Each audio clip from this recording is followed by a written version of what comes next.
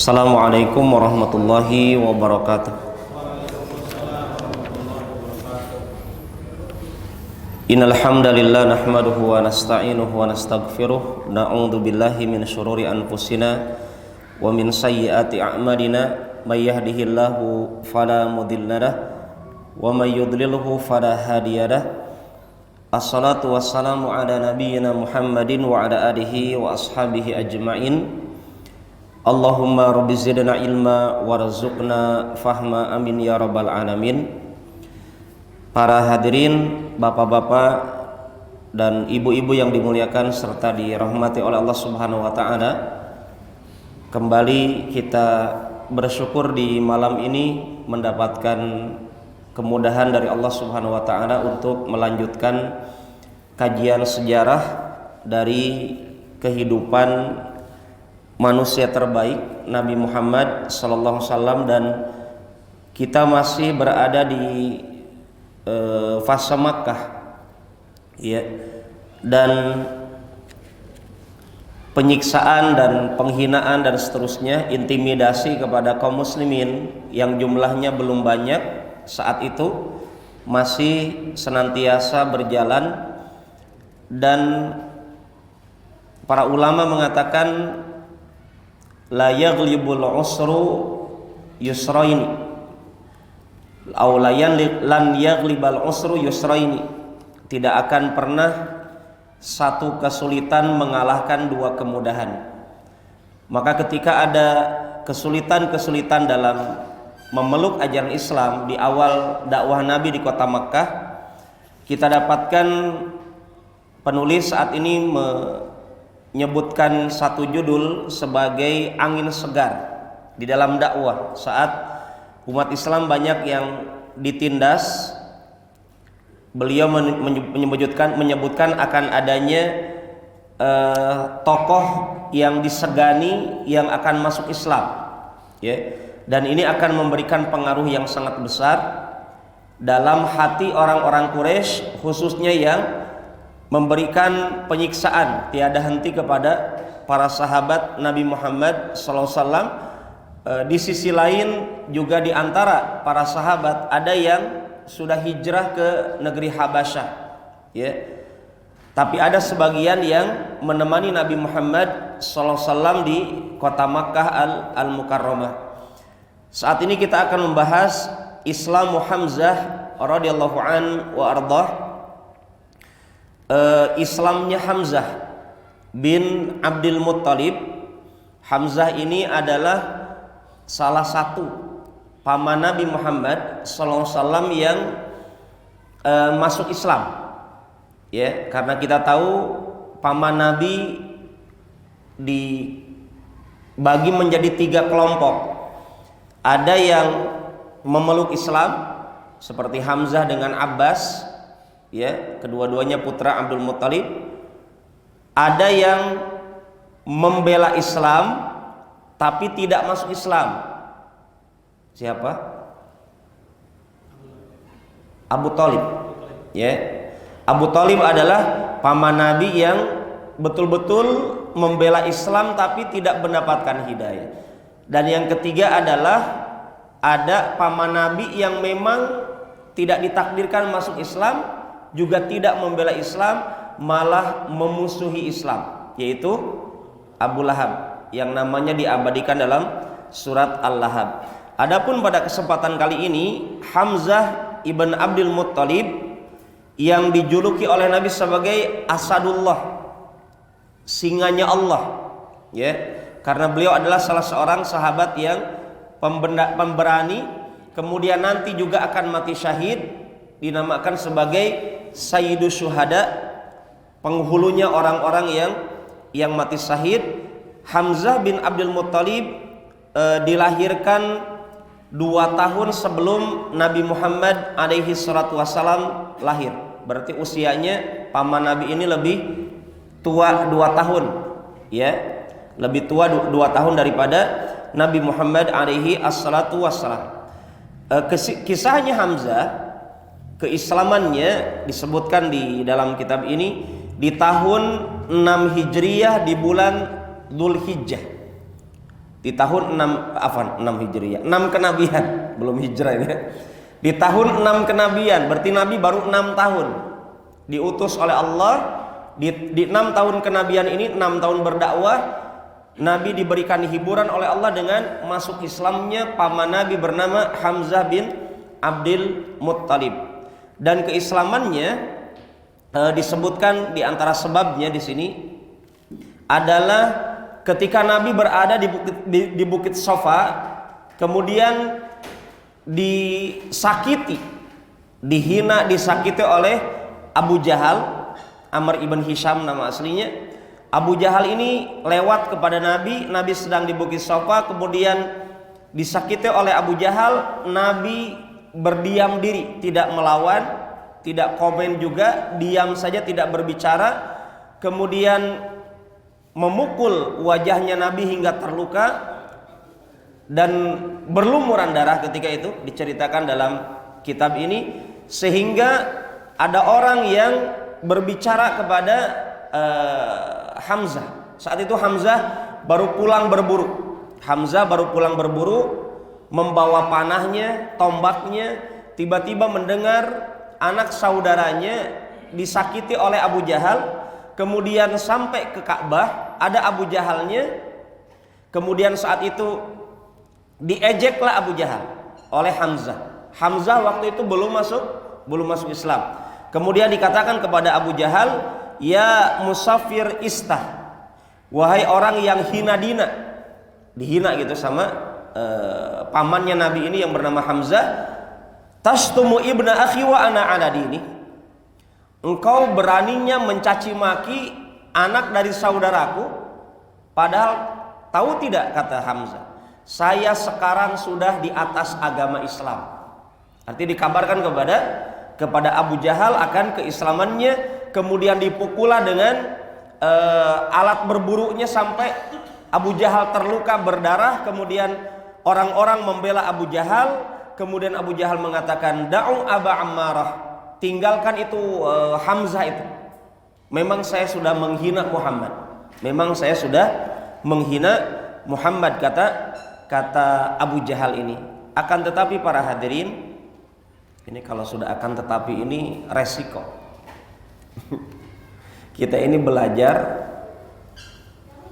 berusaha untuk memilah-milih sejarah.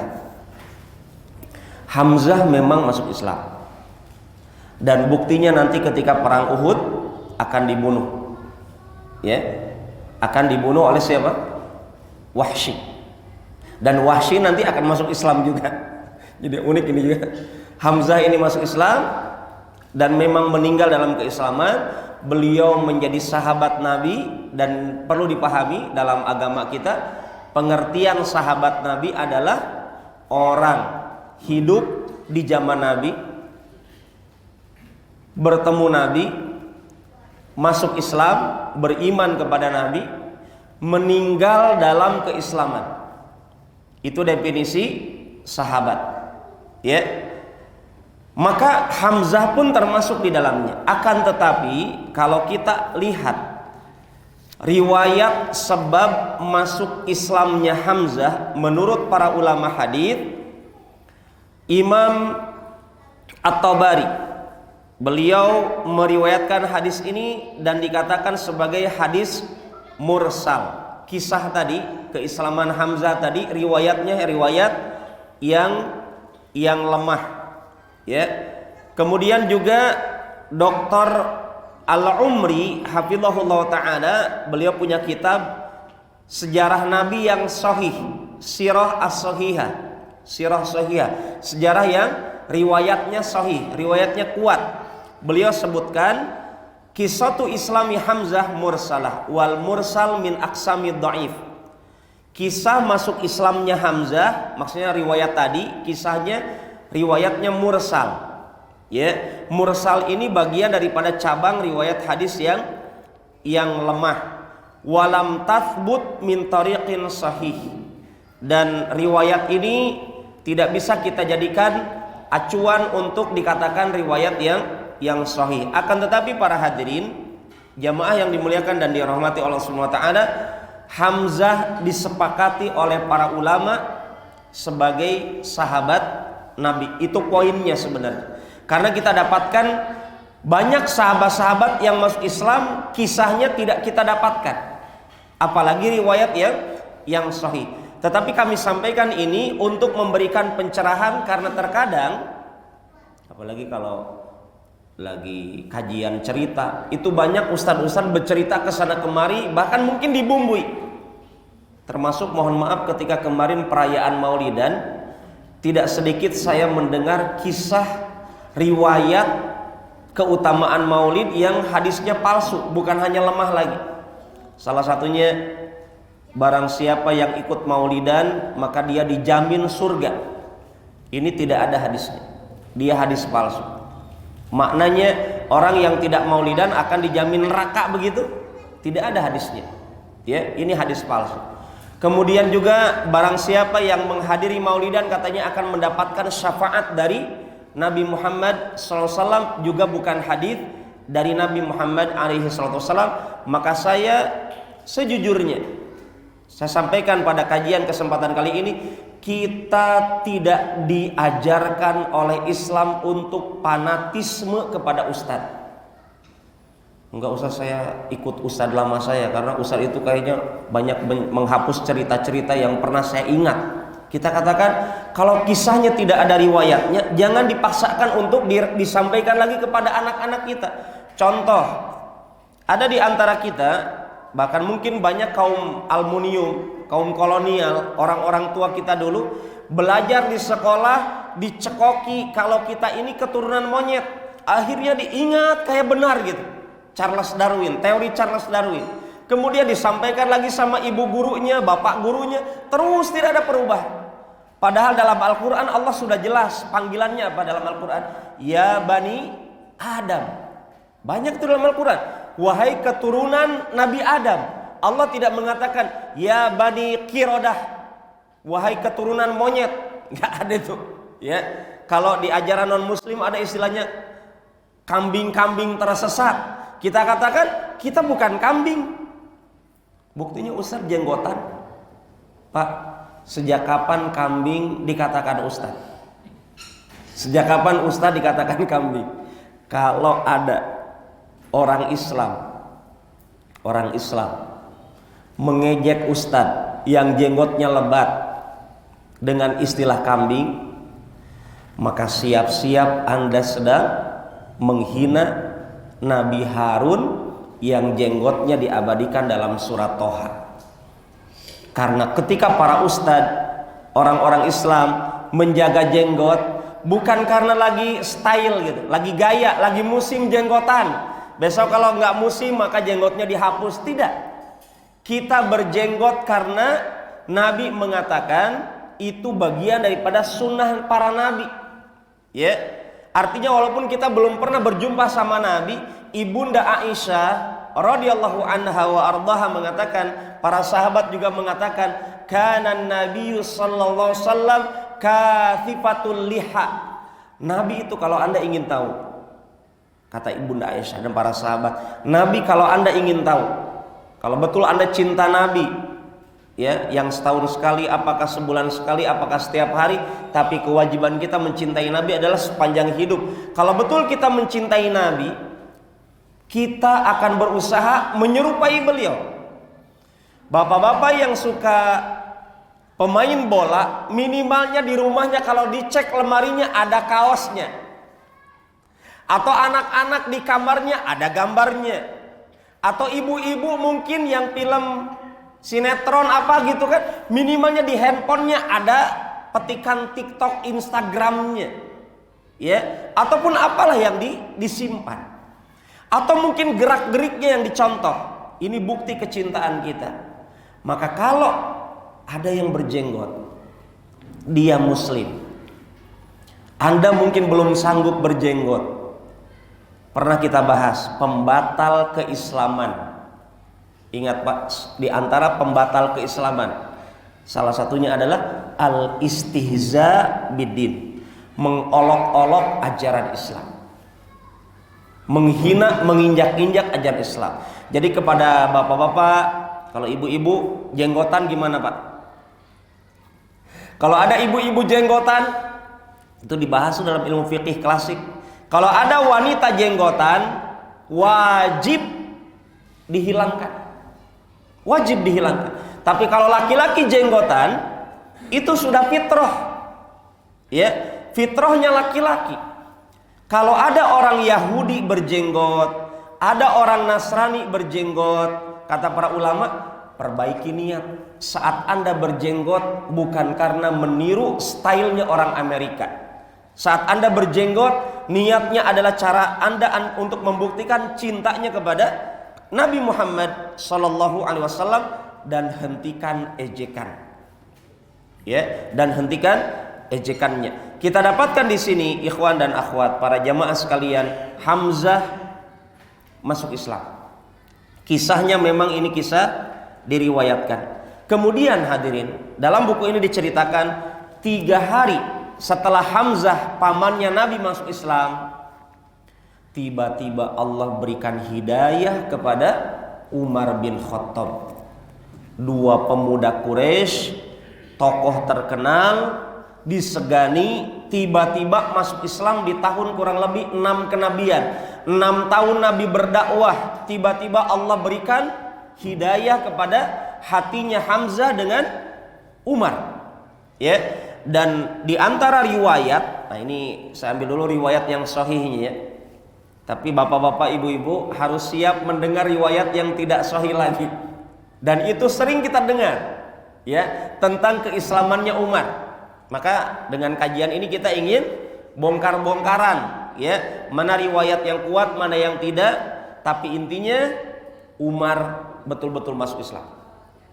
Karena orang Syiah mengatakan Umar murtad setelah Nabi meninggal, Abu Bakar murtad setelah Nabi meninggal, Utsman murtad setelah Nabi meninggal, kebanyakan para sahabat keluar dari Islam setelah Nabi meninggal. Kita katakan Anda buta sejarah. Ya, karena Umar mustahil dia murtad. Apa buktinya? Buktinya banyak. Salah satunya minimalnya jasadnya Umar berdampingan dengan Abu Bakar, berdampingan dengan Nabi di kamar ibunda Aisyah, detik ini masih ada.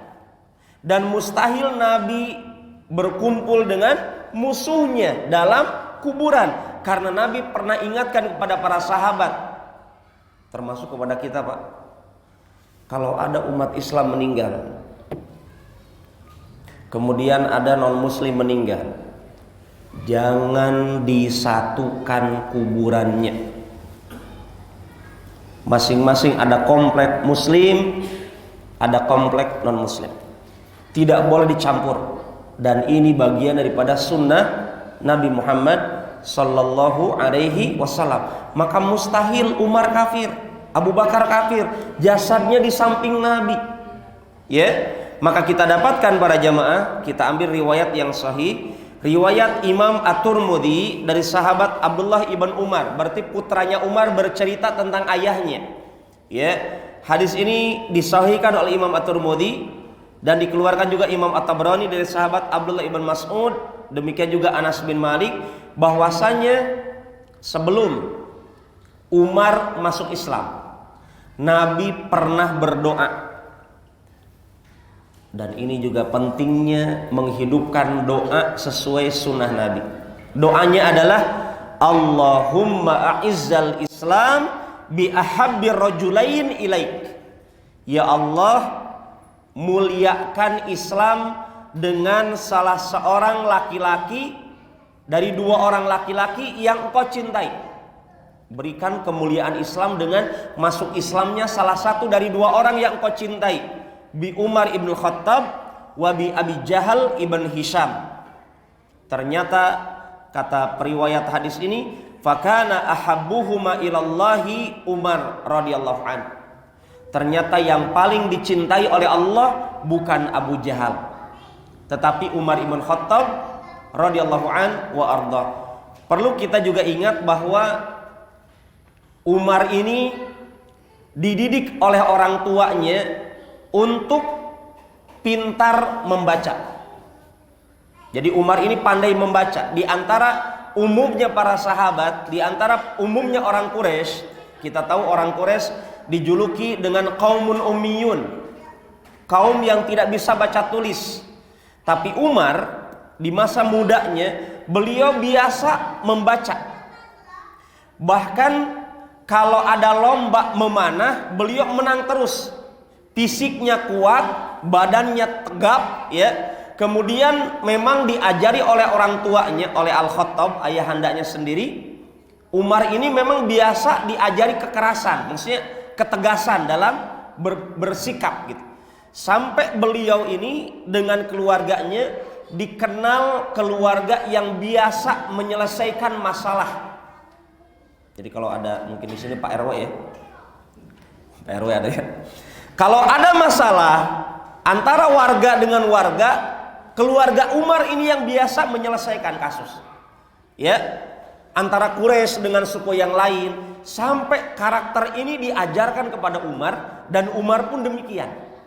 Ya, mendapatkan didikan dari orang tuanya.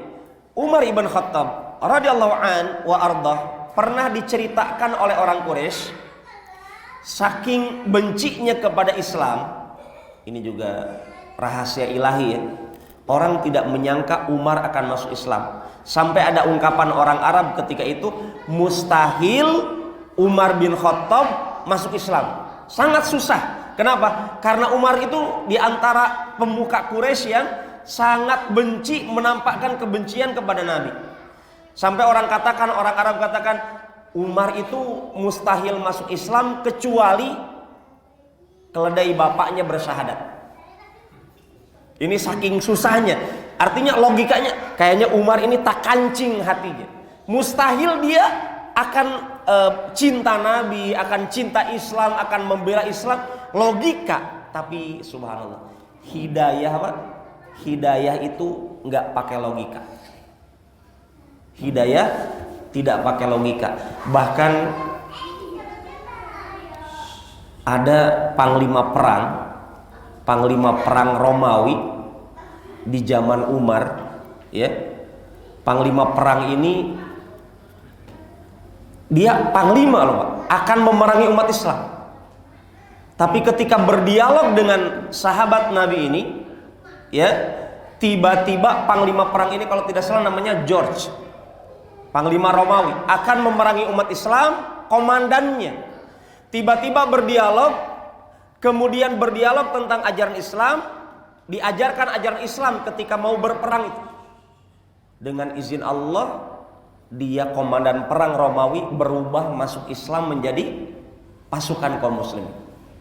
Hanya dengan dialog singkat. Orang tidak menyangka itu.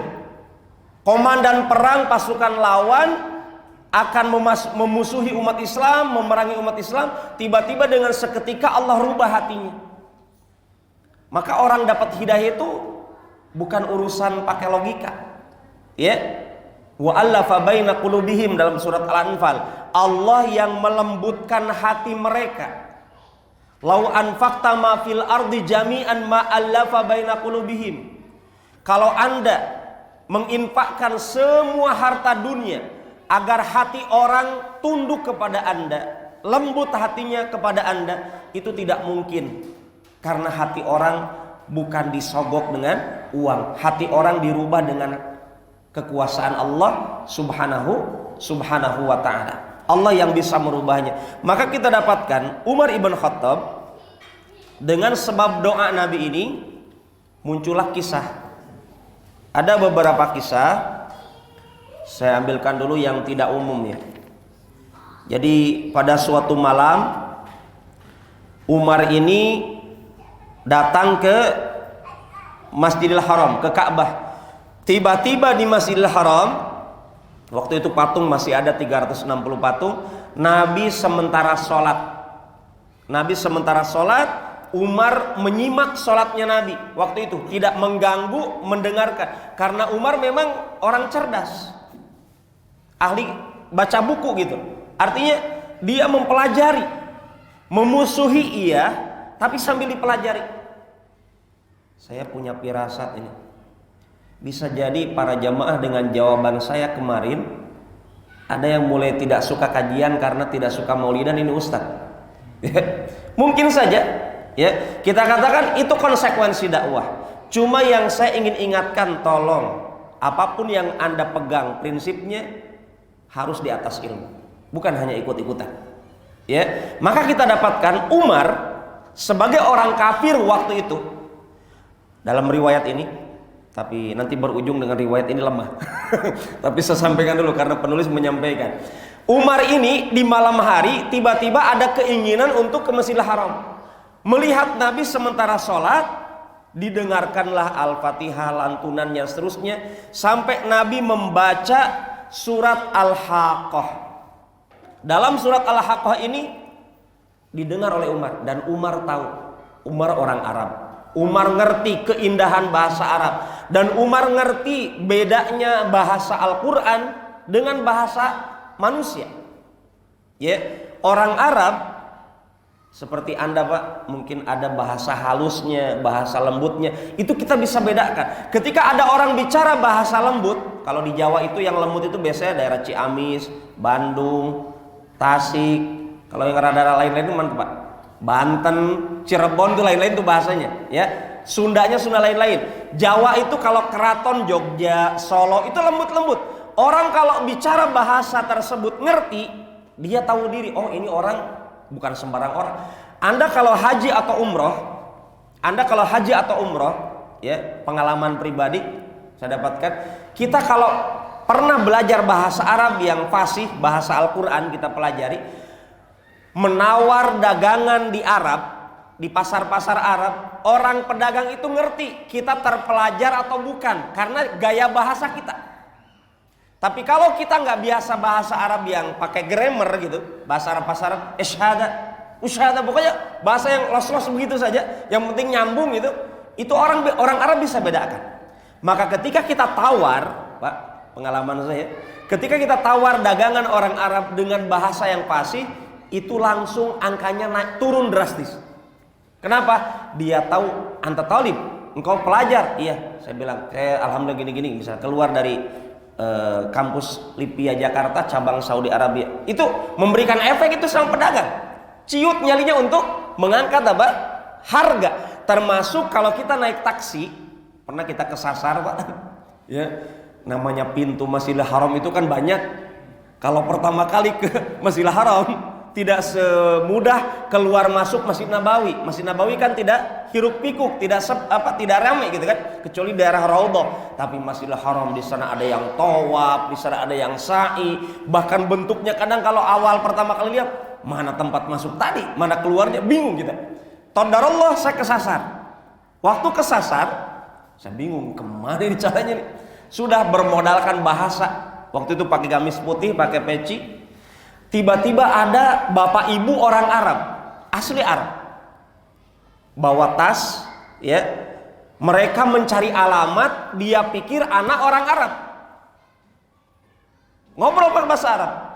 Di mana tempat ini gini? Afwan, ma'diratan. Saya bilang, maaf, saya juga bukan orang sini. Anak orang Indonesia. Ante Indonesia? Iya. Karena modal saya jenggot lumayan lebat, bahasa alhamdulillah. Tampilan pakai gamis begitu, akhirnya dia pikir, katanya kedua suami istri mengatakan, saya kira bapak orang Arab. Tidak, anak orang Indonesia cuma belajar bahasa Arab. Alhamdulillah. Artinya kita dapatkan para hadirin, Umar, kembali kepada Umar ya. Umar ketika mendengar Al-Quran, dia sangat ngerti bedanya Al-Quran dengan percakapan bahasa manusia. Akhirnya didengarkan, sampai Umar mengatakan, mikir-mikir waktu itu, kayaknya ini syair ini. Kemudian Nabi melantunkan dalam Al-Quran surat Al-Haqqah yang beliau baca, innahu laqaulu rasulin karim wa ma huwa biqauli syair.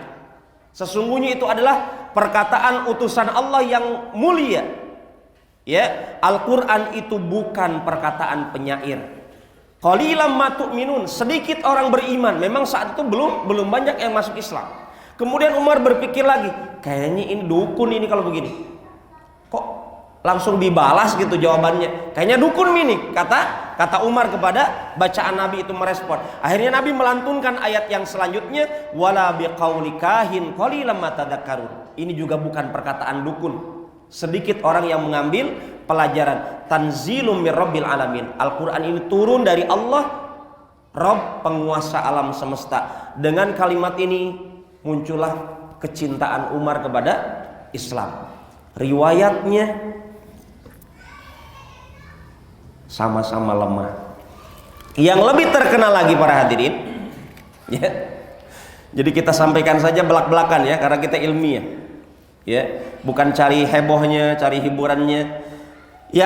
Yang sangat kita kenal adalah kisah masuk Islamnya Umar dengan menghunuskan pedang. Umar pernah diceritakan menghunuskan pedang, kemudian pedok, pokoknya marah besar sama Nabi. Ini gara-gara Muhammad, kata Umar waktu itu. Akhirnya kita berpecah. Bapak benci anaknya, istri benci suaminya, dan seterusnya. Suku-suku baku ribut di kota Mekah ini gara-gara Muhammad. Saya akan penggal lehernya biar selesai masalah. Waktu itu tiba-tiba di perjalanan ada seorang laki-laki menghalangi Umar. Umar, mau kemana kau? Saya ingin bunuh Muhammad. Ya, saya ingin bunuh Muhammad. Ini kisah yang sangat terkenal dari penceramah para ustaz-ustaz kita. Kenapa kau bunuh Muhammad? Ada yang lebih penting untuk kau pikirkan.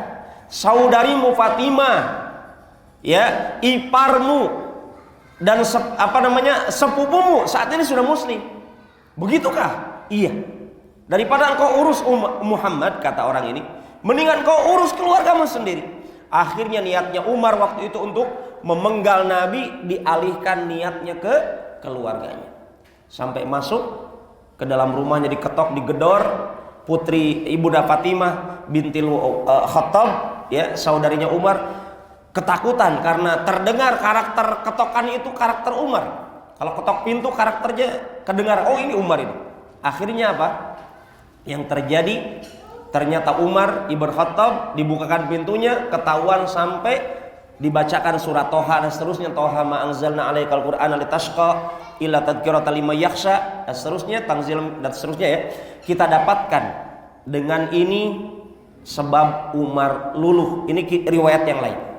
Umar tertarik untuk masuk Islam setelah menampar saudarinya, kemudian iparnya juga sampai berdarah-darah. Kemudian Umar tertarik untuk masuk Islam setelah melantunkan surat Toha ini. Riwayat ini juga lemah. Ya, riwayat ini juga at-ta'liq, catatannya adalah kisah ini lemah, matannya munkar, walaupun biragmi min syuhratiha. Walaupun kisah ini sangat terkenal dalam buku-buku sejarah. Fa ikhwani fillah, para jamaah yang dimuliakan dan dirahmati oleh Allah Subhanahu wa taala, bahkan ada riwayat yang ketiga, ya, berkaitan dengan Umar ini, tentang keislamannya Umar, tetapi juga sama, riwayat ini juga lemah. Poinnya adalah mau sampai atau tidak riwayat sahihnya kepada kita, intinya semenjak Umar masuk Islam. Nah, ini baru saya sampaikan riwayat yang sahih. Abdullah ibn Mas'ud radhiyallahu an berkomentar, "Ma kunna naqdiru an nusalliya indal Ka'bah hatta aslama Umar." Abdullah ibn Mas'ud mengatakan, kita ini sebelum Umar masuk Islam, kita ketakutan, kita nggak bisa sholat depan Ka'bah. Tapi semenjak Umar masuk Islam, kita dengan tenangnya bisa sholat khusyuk depan Ka'bah. Walaupun di sekitarnya ada patung-patung, tapi kita dengan tenangnya tidak ada gangguan. Siapa yang bilang? Ibn Mas'ud. Siapa Ibn Mas'ud? Bukan darah biru. Siapa Ibn Mas'ud? Bukan orang asli Quraisy.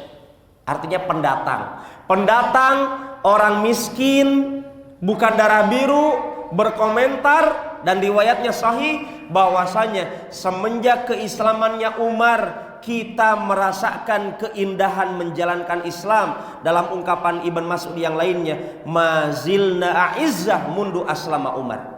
Kita tidak pernah merasakan kemuliaan menjadi orang Islam kecuali saat semenjak Umar masuk Islam.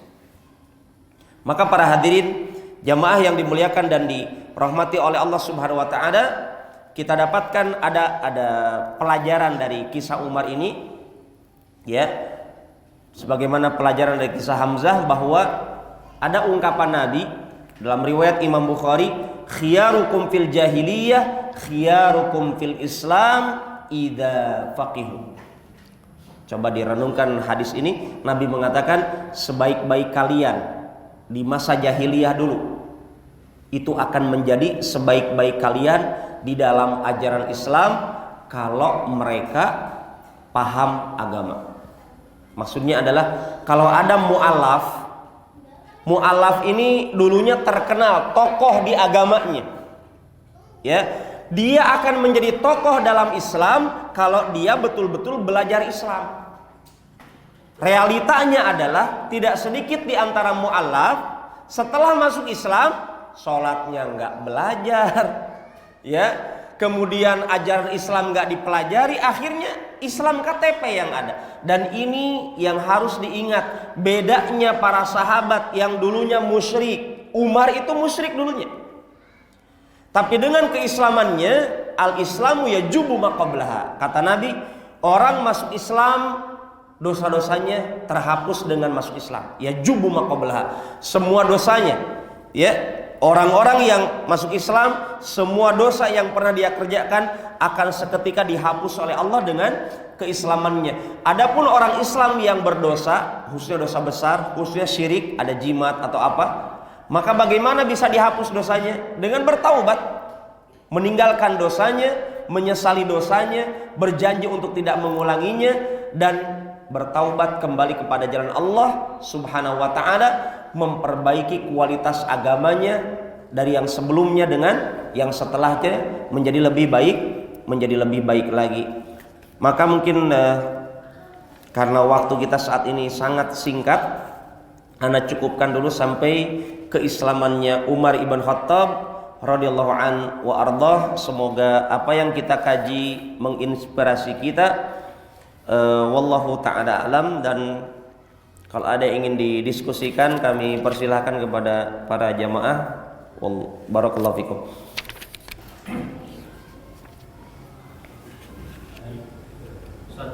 Baik.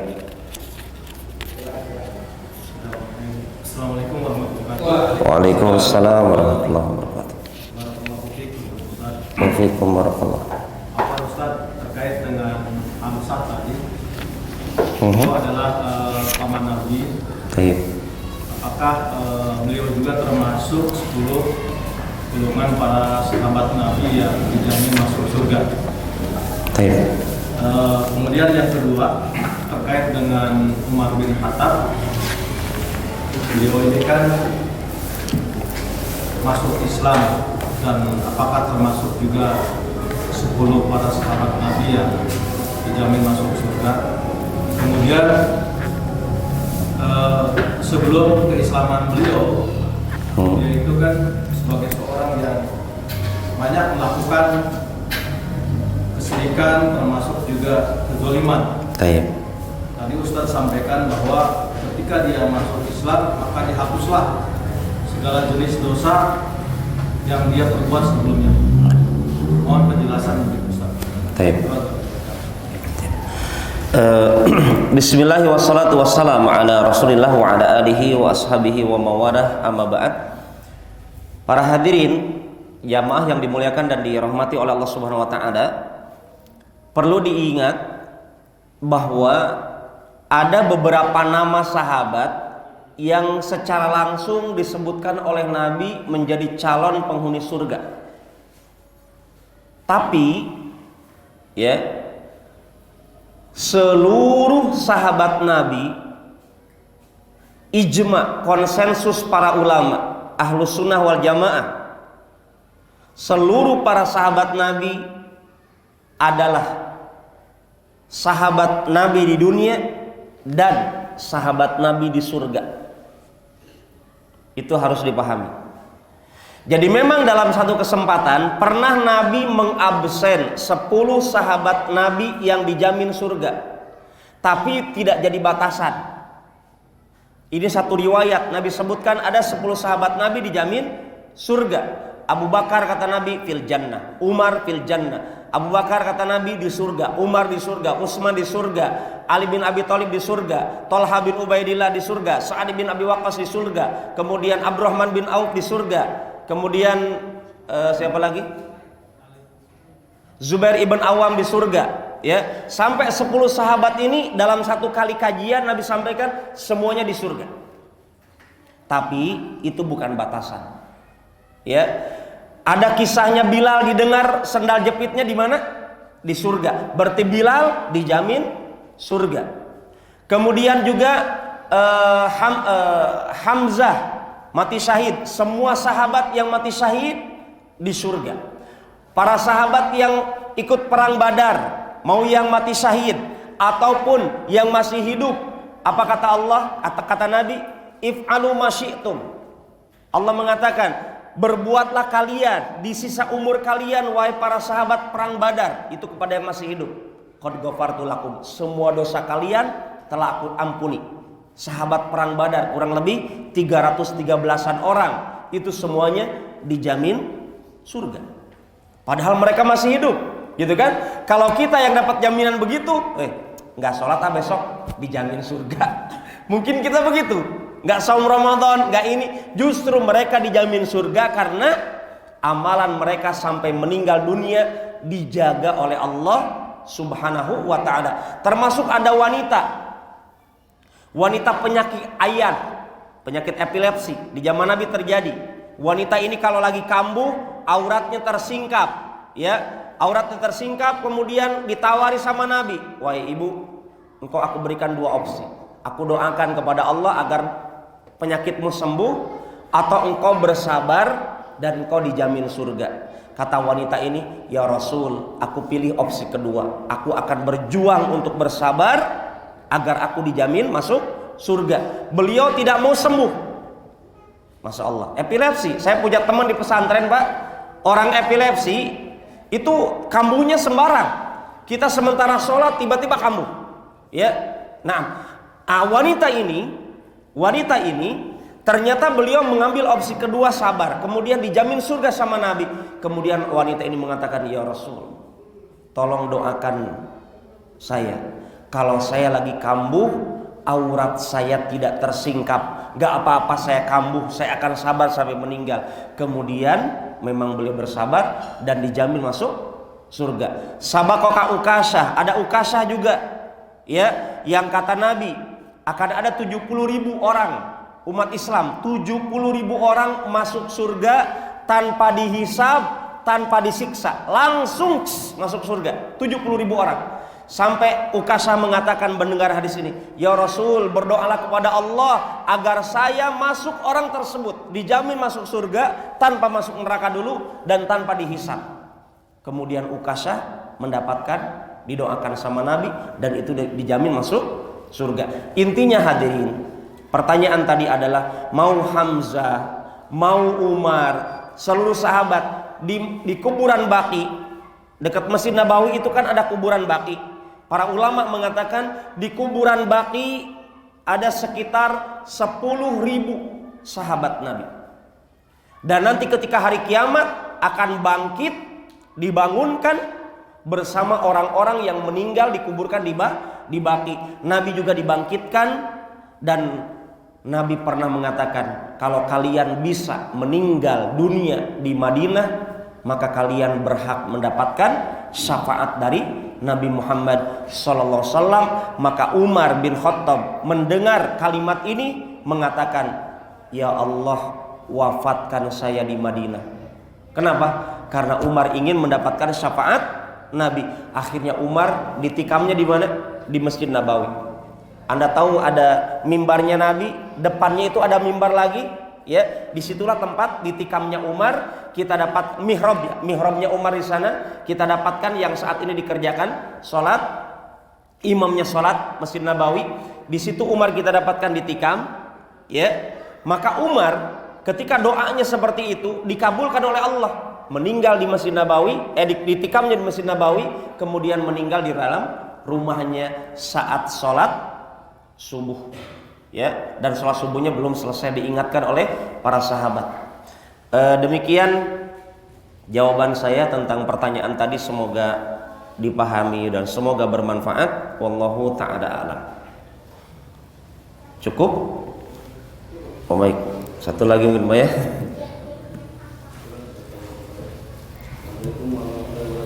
Waalaikumsalam warahmatullahi wabarakatuh.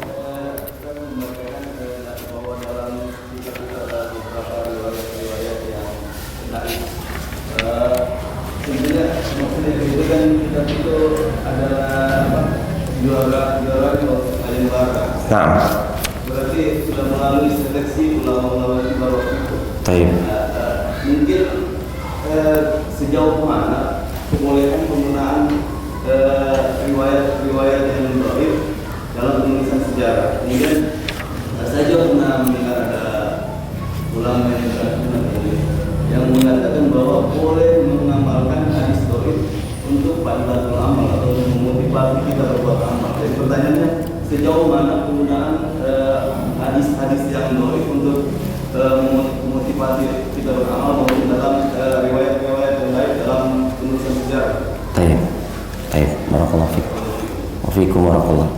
Nah, Imam Asy-Syafi'i rahimahullah taala, beliau juga memberikan pembolehan, ya, dan ulama yang lainnya boleh mengambil hadis lemah, bukan hadis palsu ya. Di antara hadis palsu kan siapa yang minum kopi dijamin surga, siapa yang makan terong, itu ada tuh hadis-hadis sekarang. Kita katakan hadis lemah. Ya, hadis lemah boleh diamalkan kalau untuk motivasi. Tetapi tetap dengan keyakinan jangan disandarkan kepada Nabi. Itu berkaitan dengan hadis lemah sekali. Ya. Jadi hadis lemah sekali, selama kita bisa mendapatkan di atas hadis lemah sekali, karena ada hadis tingkatannya lemah banget, ada yang lemah saja. Maka kalau ada hadis lemah, dibolehkan digunakan dalam hadis-hadis keutamaan, hanya sebagai pendukung. Ya. Kemudian hadis lemah tidak boleh diambil dalam perkara keyakinan, akidah itu tidak boleh. Ya, tentang surga, tentang neraka, tentang para sahabat dijamin masuk surga, tentang alam kubur, itu kan perkara gaib, masalah keyakinan. Tentang Allah, ya, perkara-perkara akidah, keyakinan, itu tidak boleh dari hadis lemah. Kenapa? Karena hadis sahih sudah cukup. Hadis sahih sudah cukup. Atau juga hadis lemah tidak boleh dalam masalah hukum. Dalam masalah hukum. Contoh, Bilal bin Rabah diriwayatkan berkurban dengan seekor ayam. Tiba-tiba ada bapak-bapak, ada Ustaz riwayatnya Bilal Ustaz, muadzin Nabi. Kita angkat nama Bilalnya, untuk kurbannya pakai ayam, karena antum nggak punya sapi, nggak punya kambing. Kita katakan jangan dipaksakan Pak, ini hadisnya lemah. Ya, tidak bisa disandarkan kepada Nabi. Di zaman Nabi ada ayam tidak? Ada. Ya, buktinya kata Nabi, siapa yang mendengar ayam berkokok berarti ada ayam. Tapi Nabi tidak pernah berkurban dengan ayam, apalagi ikan cakalang. Ya, kita dapatkan di zaman Nabi ada ikan, tapi Nabi tetap berkurbannya dengan unta, sapi, kambing atau domba. Kita dapatkan, thayyib. Ini masalah hukum nggak boleh. Jadi hadis lemah dalam hukum nggak boleh, dalam akidah nggak boleh. Hanya sebagai motivasi itu dibolehkan. Tapi kalau ada hadis yang lebih kuat dari itu, kita kedepankan hadis yang lebih kuat. Contoh sebagai penutup, kalau ada di antara kita mengambil hadis lemah tentang keutamaan membaca Al-Quran, ya, tiba-tiba ada hadis yang sahih atau hadis yang hasan, ya, khairukum man ta'allama Al-Quran wa 'allamahu, itu hadis sahih. Sebaik-baik kalian adalah yang mengajarkan Al-Quran dan mengamalkannya, ya, mengajar Al-Quran dan mengajarkannya kepada yang lain. Maka ini hadis sahih, itu bisa jadi cukup untuk jadikan pegangan. Adapun hadis lemah sebagai pendukung saja, sebagai hadis keutamaan motivasi, tidak dipermasalahkan. Ingat, bukan hukum. Ingat juga bukan masalah akidah. Ini mungkin yang bisa saya jawab, semoga bermanfaat. Wallahu ta'ala alam, kurang lebihnya saya mohon maaf. Subhanakallahumma wa bihamdik, asyhadu an la ilaha illa anta, astaghfiruka wa atubu ilaik. Assalamualaikum warahmatullahi wabarakatuh.